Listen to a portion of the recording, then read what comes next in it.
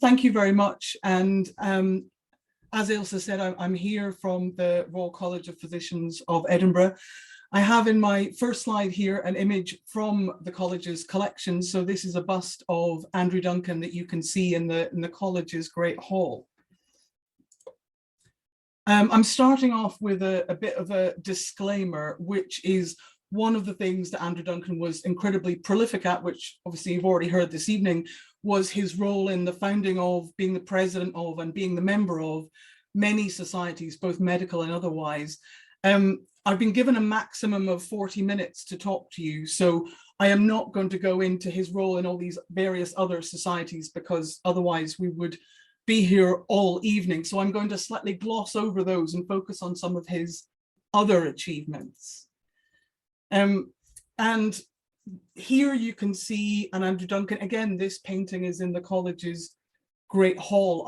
I've zoomed in on it so that you can see, although all of our little videos are slightly covering it, but you can see the background of this painting, which is the Edinburgh Public Dispensary, which he of course founded. And as Ailsa mentioned, I am not the Andrew Duncan expert. I have very much focused on the history of that dispensary. So I've tried to not emphasize that too much in this talk, but my bias might slip in a bit every now and then. Also, just to let you know, almost as a trigger warning, that I do think Andrew Duncan is fantastic and his achievements are remarkable, but he wasn't perfect and he did make some mistakes, and I will be mentioning those as well. So it won't be a fully sort of whitewashed history of Andrew Duncan. There will be moments to reflect on as well. And this is just to say, of course, as Ted has done, that while we are both giving talks this evening, the ultimate expert on Andrew Duncan is John Chalmers, who is, of course, here tonight as well. So we owe a lot to him. And if you want to find out more, as Ted said, this book is the place to go. So I'm just going to start off by just giving everybody a little bit of context about Andrew Duncan, you know, the world in which he lived, before we focus entirely on what he did, because I think setting that scene really shows what a remarkable person he was and how important his achievements were. So I'm starting here with education. So this is the University of Edinburgh in 1791. And historians have estimated that only around 20% of British physicians actually completed their medical studies in this time. So only 20% got a full MD. So it was quite common for physicians not to have completed their entire university education and still call themselves physicians.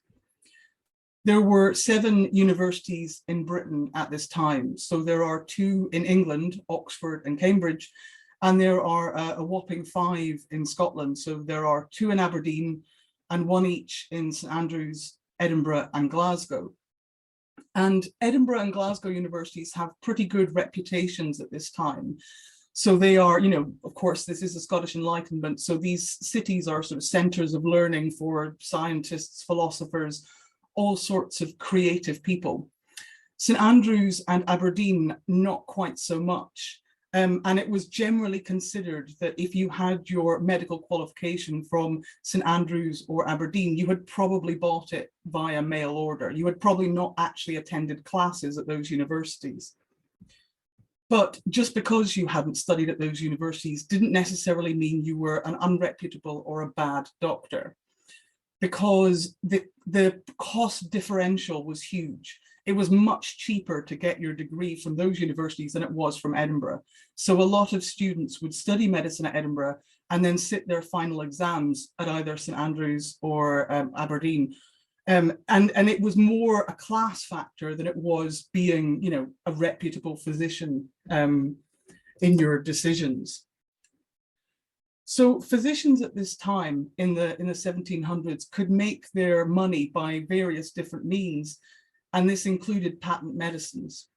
So in the 1700s, there's a huge wave of medicines coming out, these kind of patent medicines, and there are far more of these receiving royal patents than any other invention, many thousands of medicines at this time. So it was a very lucrative path for physicians to go down. And I have a list of some here that I have looked up. There is Grimstone's eye snuff, which is a treatment for itchy eyes that actually is mostly made up of pepper. Allen's nipple liniment, Hamlin's wizard oil, aromatic lozenges of steel. These ones were, they were for a sore throat, but they actually contained ground up pieces of steel in them, and miraculous tooth preserving tobacco. So it's sort of remarkable to think that these received these sort of patents that allowed them to be produced and sold in such quantities. And although they have quite different names, in reality, most of these medicines were primarily made of either alcohol or opium or a combination of the two. But again, this wasn't something that necessarily damaged your reputation. So on this slide on the left here, you can see Sir Hans Sloane's milk chocolate, and this is the product that is eventually sold to Cadbury's and is the basis of Cadbury's chocolate. And Sir Hans Sloane, he founded the British Museum. He was personal physician to the King. He was president of the Royal Society in London. So you couldn't really get much more orthodox and much more, accepted in society than Hans Sloane. On the right here, you can see Gregory's powder, and this is a bit more local. It's named after its creator, James Gregory, who was a professor of medicine at the University of Edinburgh, and again, a personal physician to the King. And James Gregory will come up again in a little bit, and I'll tell you a bit more about him. Another path to wealth, unsurprisingly, was private practice, and particularly if you established a sort of client base of the most wealthy and most elite, which both the gentlemen you can see on the screen here did. So on the left is William Cullen, and on the right is George Cheney. They're both Scottish physicians, and they were both known for having, the highest members of society amongst their patients. This here is just another illustration of the University of Edinburgh, but it's just to emphasize that another path into respected and therefore lucrative medical practice was to become a medical professor. And the posts that existed at the University of Edinburgh in the late 1700s were Professor of Anatomy and Surgery, Professor of the Practices of Medicine, Professor of the Institutions of Medicine, Professor of Botany and Materia Medica, Materia Medica being the materials or the constituents that make up the medicine, and Professor of Chemistry. There's also a sixth post, which doesn't often get mentioned in these sorts of contexts because it wasn't a compulsory or a core subject, which was Professor of Midwifery. And what I suppose is particularly significant for the time that we're talking about is that the late 1700s was a real era of nepotism at the University of Edinburgh, where successive generations of medical professors at the university were the sons of previous medical professors. So I'll just quickly read out my list here, but Professor Daniel Rutherford was the son of Professor John Rutherford. Professor James Home was the son of Professor Francis Home. Professor Thomas Charles Hope was the son of Professor John Hope. And Professor Alexander Munro Secundus, who you can see on the right on this slide, was the son of Professor Alexander Munro Primus on the left. And indeed, there was one point in the late 1700s where all 5 of the main professorships of medicine at the University of Edinburgh were held by sons of previous medical professors at the university. And this nepotism is argued by many historians to have done real damage to the university's reputation as a center of medical excellence, and so resulted in a downward trend in the 19th century, which led to more private, unregulated medical schools being set up in Edinburgh around the university where people would choose to study. And that then led to things such as the Burke and Hare body snatching, and also the rise of medical schools in London as a sort of substitute for Edinburgh. So it had a very real world impact that kind of came that bit later on. And I mention all this, this is Andrew Duncan again. I mention all this because not to slam other medical professors, but just to show that it would be very easy to think that Andrew Duncan's achievements were the actions of any high profile physician of the time, that this was just what people did. But actually his philanthropy, his achieving a professorship at the university, his innovation was not actually commonplace. It was something quite unusual for the time. For starters, Duncan wasn't from a family of physicians. He was born in a fishing village in Fife in 1744 to a father who was a local shipmaster. And although he did study medicine at the University of Edinburgh in the 1760s, like many of his not hugely well-off peers, Duncan did not complete his medical studies there. He was granted his qualification from the University of St Andrews in the way that I've just talked about. And that did lead to some criticism and some challenges that he faced from some of his peers who said that he wasn't a proper doctor and that he wasn't perhaps of the same social class that they were. And this was something that was used against him when he was, proposing some more controversial or radical ideas. Also, in comparison to some of his peers, the other professors, such as Thomas Hope and Munro Secundus, who had very little real world experience of medical practice because they were appointed as professors in their early 20s. Duncan actually had extensive medical experience before he took up his university position.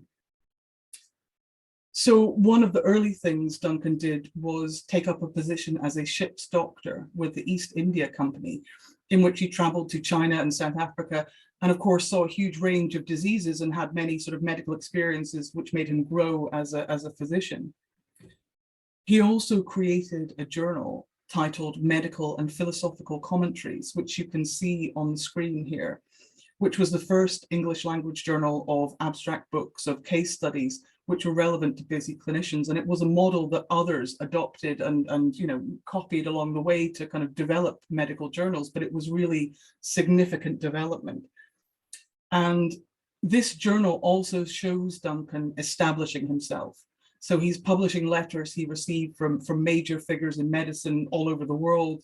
He's showing his international connections and showing the extent of his research and understanding of the latest advances in medicine. So I suppose Duncan is, he is not someone with hereditary connections like his peers are, but he's sort of hustling as an outsider to make his place, to find his place in this sort of very challenging world of medicine at this time.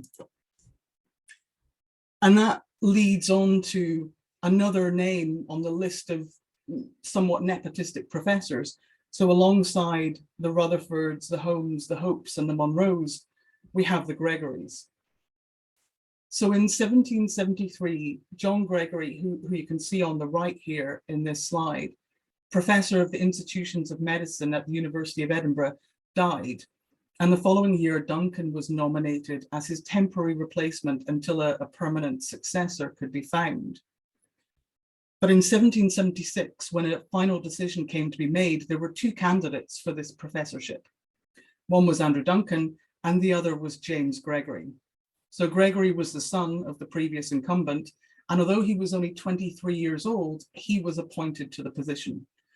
And this was obviously very upsetting for Duncan. He wrote in his case notes about his feelings towards this and how unfair he felt it was, and how he was aware that it was his lack of connections that had kind of stood in his way. But it was also a problem for very practical reasons, because while Duncan had held this professorship, he had been granted access to the Royal Infirmary of Edinburgh's teaching wards. This is a privilege that only medical professors at the university had.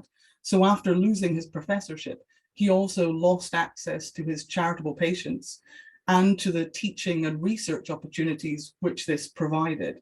So it really affected his ability to research and publish, as well as to hold that position. And so this is the point where Andrew Duncan decides to establish his dispensary, which you can see a plan of here. So it's obviously to help the sick poor, but it's also to enable him to continue his research and to advance his position as well, to get back what he had lost through losing that role.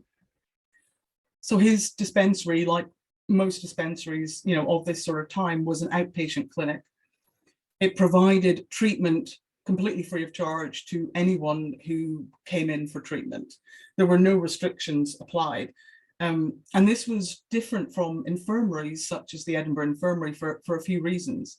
So in order to get admitted to the infirmary, you essentially had to have connections. You had to be recommended by one of the infirmary's managers, the staff, or a financial supporter. So there was this hoop you had to jump through to get treatment. The dispensary, literally all you needed to do was turn up at the door. You didn't have to have a reference or proof of anything. That was enough. Also, the infirmary was focused on acute complaints. The dispensary, while they did admit acute complaints, also treated chronic patients with long-term conditions such as rheumatism and skin diseases. So it was quite a different category of people who were admitted. So this image here shows the floor plan of the Edinburgh Dispensary. And it's not hugely different from the general practitioner surgeries, which are developed later. So there's an apothecary shop, a waiting room, a consulting room, and on the far right there's an electrical room, because in the late 1700s, electrification was a very fashionable or popular mode of treatment of patients. So there was a lot of experimentation with electricity. There were two physicians who worked in the Edinburgh Dispensary, Duncan and a Dr. Charles Webster. And alongside them were a number of medical students who volunteered their time to help out. None of the staff, including Duncan, were paid in any way for the work that they did. And many records survive, providing insight into the work of Duncan and the work of the dispensary, including a published collection of case studies, annual reports, and 100 volumes of patient case notes. And I realize perhaps nobody is excited about the dispensary as I am, but there is no other medical institution, either a dispensary or an infirmary, which has anywhere near this amount of surviving information. So learning about this dispensary also provides a lot of insight into how these things work in general, because no other institution has this sort of information. So this is when I get a little bit self-indulgent, and I will tell you a bit more about the dispensary and how it worked. So what is really exciting to me about it is that we don't just get insight into Duncan and the dispensary, we also get insight into Duncan's patients and how he treated those patients.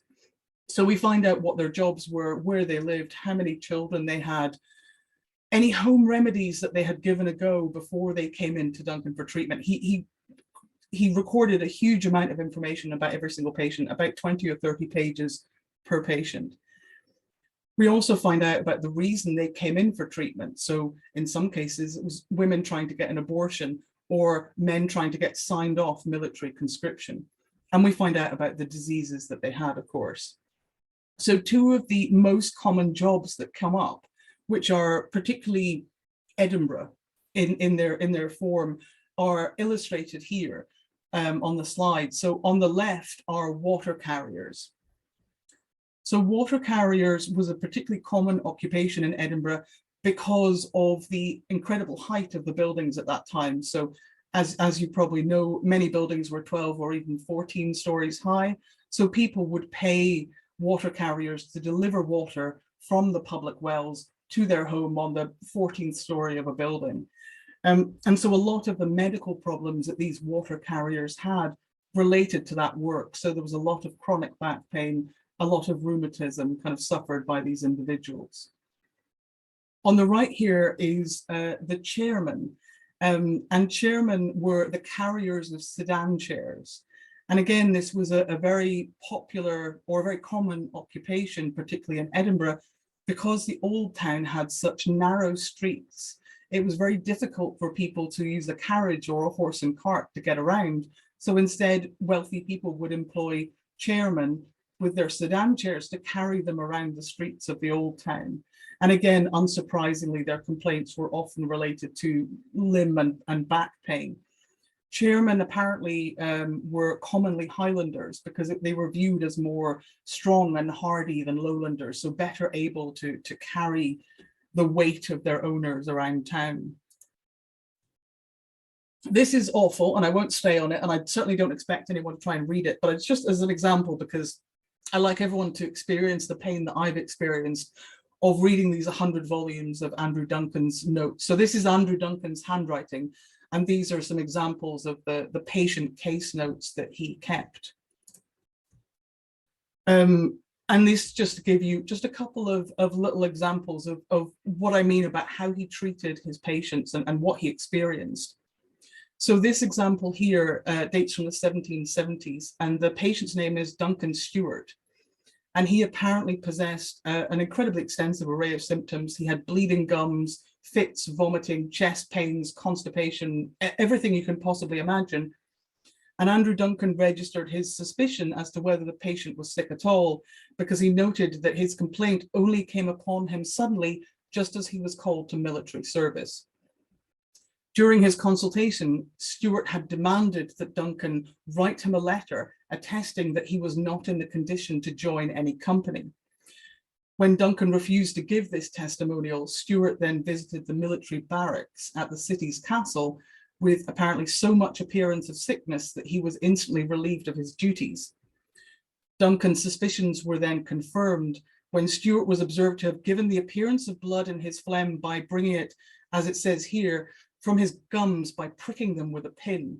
So it shows the level of discussion Duncan is going through with his patients, the level of analysis. It's not just, here's a poor patient, give them some medicine, get them out the door. He's really talking to them and thinking about what's happening in their lives.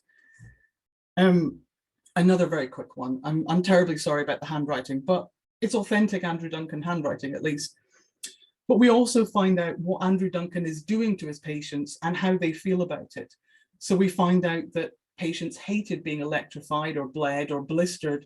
And in fact, Duncan said they would often quit attending the dispensary if he tried to give them any of these treatments. But we also find out that Duncan, in some ways, was incredibly progressive.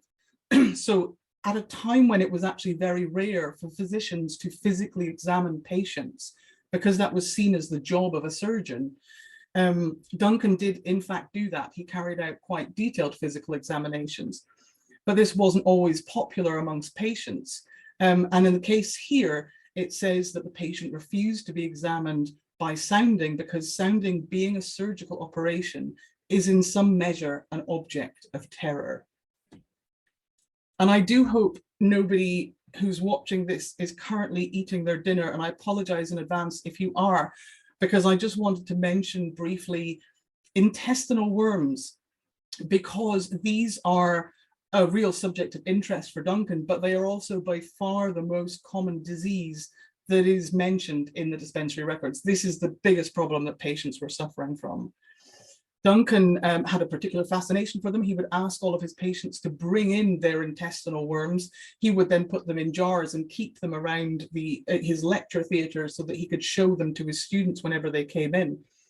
And he described them as sometimes measuring, quote, 7 or 8 foot long, sometimes 90, 23, 30, 45 feet. So he is fascinated by the extent of these items. And he describes how they can be treated. One option is a glass of red wine, laxatives unsurprisingly.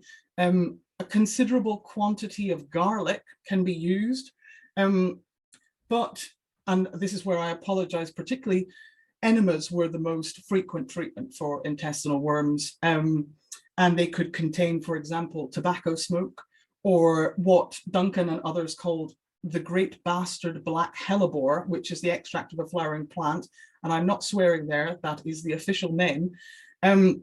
But Duncan also, his particular favorite was lime water, which, this is a quote from Duncan, which I particularly like: injection of lime water to be thrown into the rectum, which I think the word thrown sets up an image of a lovely bedside manner there. But the idea being that it would poison the worms, which would then be expelled from the body.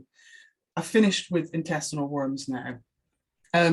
So the 1770s and 1780s were mostly devoted to his dispensary work, researching and studying his patients at the dispensary, and then continuing that study through his writing, particularly in his medical journal. But then a big change happens in the early 1790s, and they were a time of huge activity for Duncan, and the period when many of his greatest achievements took place. In 1790, he was finally appointed to the post that he had long sought, Professor of the Institutions of Medicine at the University of Edinburgh. In that same year, he was also elected President of our college, Royal College of Physicians of Edinburgh, And you can see that college here, as already mentioned, this is its previous home on George Street. And at his very first meeting as president of the college, he made it very clear that he had a lot of aspirations of things he wanted to achieve.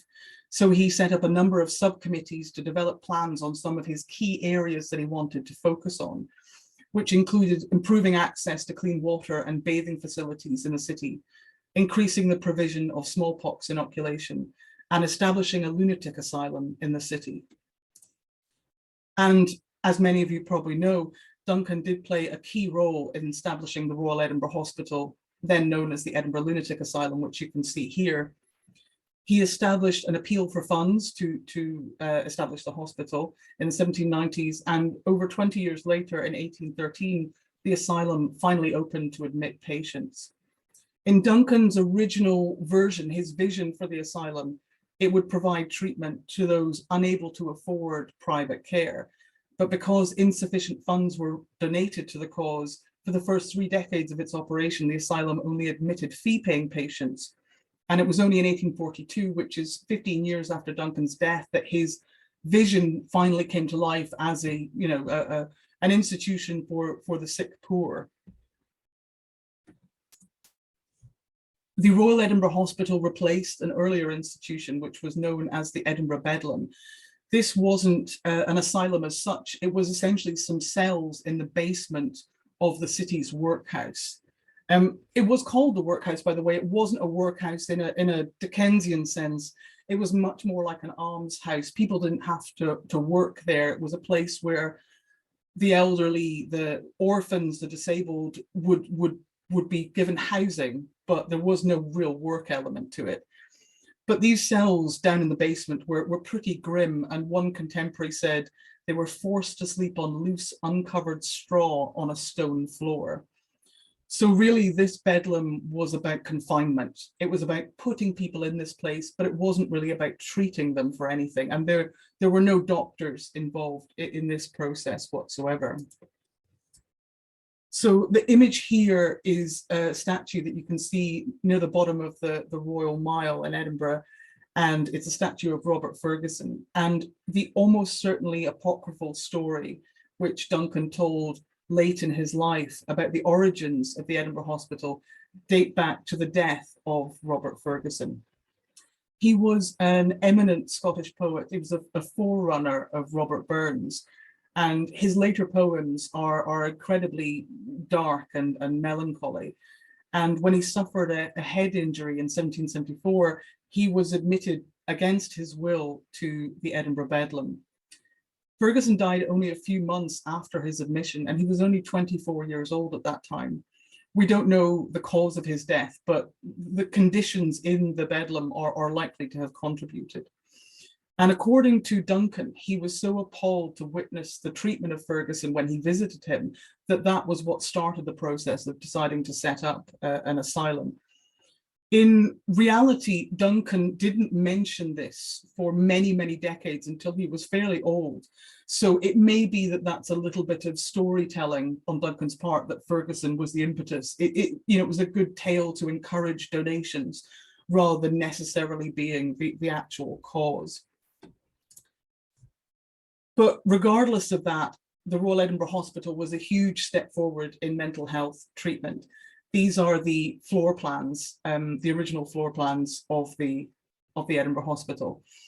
But it provided an example of best practice in treatment of mental health, not just in Edinburgh or even in Scotland, but internationally. They used what was called moral therapy, which sounds much more dubious than it was. It wasn't about moralizing. It was about thinking of the patient as a whole, their life, their feelings, their experiences, as well as just viewing them as the disease. And there were lots of processes around that to encourage people to take exercise. They were working in the gardens, they were painting, they were making music and listening to music. There were balls and dinners to encourage people to socialize and to learn better how to interact with others. So there was a huge range of therapy practices that were available, and all of that amounts to something significantly nicer than the bedlam that you know, Duncan had visited many years before. This is part of a memorial that you can see on the just outside the Royal Edinburgh Hospital to various people who were key figures in the history of mental health. And unsurprisingly, Andrew Duncan is one of those figures. You can only see half of one of these because my head is in the way, but these are some contemporary sketches of Andrew Duncan done by the Edinburgh caricaturist John Kay. Another huge advance which Andrew Duncan made, and which doesn't get talked about perhaps as much as some of the others, was the establishment of Britain's first professorship of medical jurisprudence.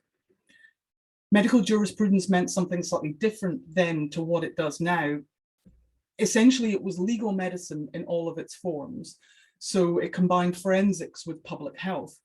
And so in establishing this post, Duncan established both the first ever forensics university post in Britain and also the first public health university post anywhere in Britain. So this is a huge step forward to get these subjects considered about and talked about.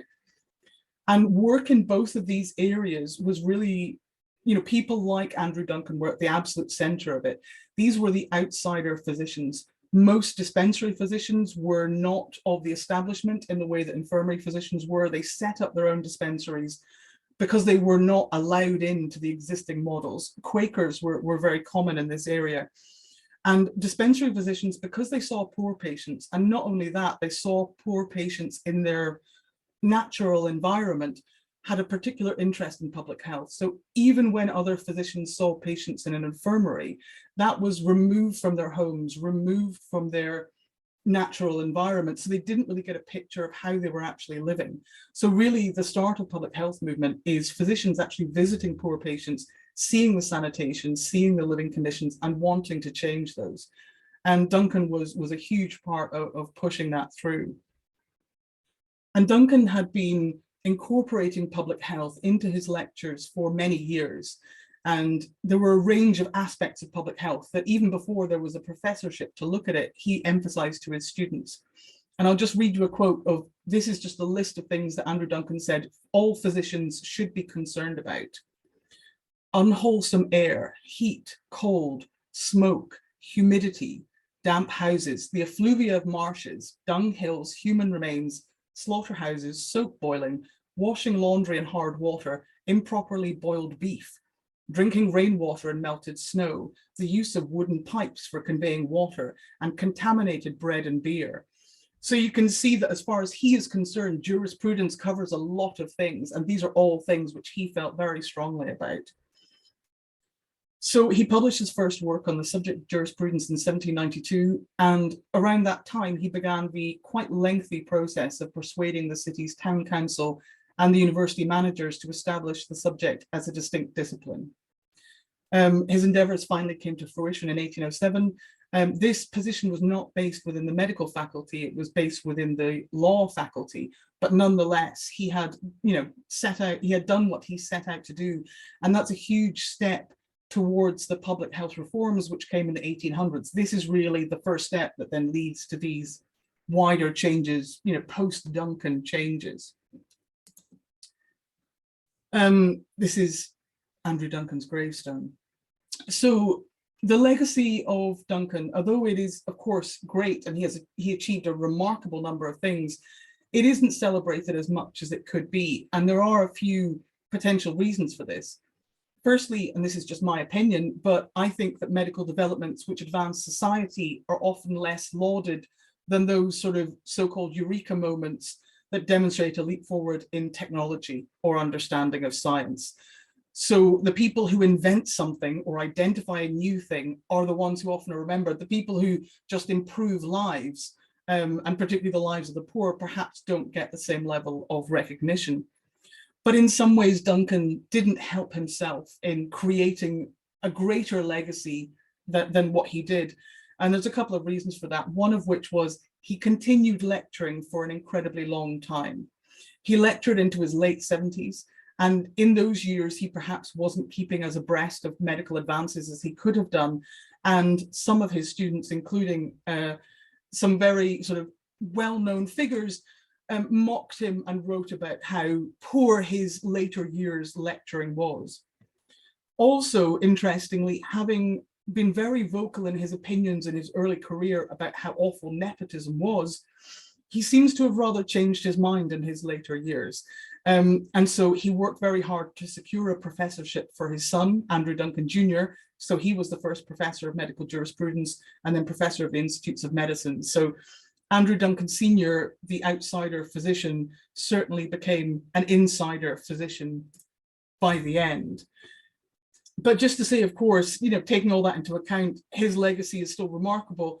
And I think it's important to remember how significant it is because how long it survived. So, of course, the Royal Edinburgh Hospital, as we know, still survives. As I also mentioned, there is the Andrew Duncan Clinic. And that is quite unusual. A lot of hospitals established at this time have not survived. The Crichton Asylum in Dumfries from the same time period is now a university campus and also a hotel complex. Not every mental hospital established at that time is still active today. And likewise, the dispensary, a lot of dispensaries that were established in the late 1700s or early 1800s, people had the best of intentions, but they didn't get the support, they didn't get the funding, and so they quite quickly folded. Whereas Andrew Duncan's dispensary survived until 1948, until the establishment of the NHS, when it was folded into the University of Edinburgh as a general practice teaching unit, and then it continued treating patients and carrying out training and so on. So these institutions were built to last, and he established them in a way that enabled them to last. And of course, the final point would be societies such as your own. So many of the societies that he was involved in have also lived and survived for a great length of time. Thank you very much.